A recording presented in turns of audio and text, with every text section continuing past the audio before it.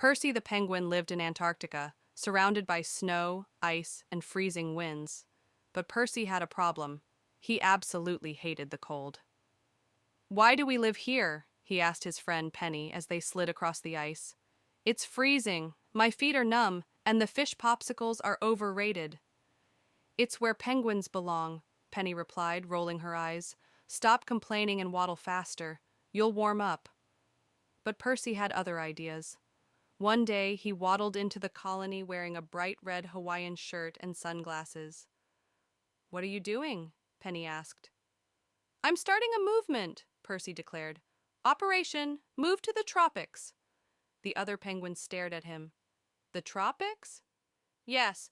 Warm beaches, palm trees, no icebergs. Who's with me?" Percy shouted. A few penguins mumbled, "That does sound nice." But most just shook their heads and went back to sliding on the ice. Undeterred, Percy built a raft out of driftwood and tied it together with seaweed. He climbed aboard, waved goodbye, and set sail toward warmer waters. After a week of floating and several close encounters with curious seals, Percy finally reached a tropical island. The sun was warm, the sand was soft, and the coconuts were hard to open. But Percy quickly realized something. He was melting. Not literally, but his thick penguin feathers made the heat unbearable.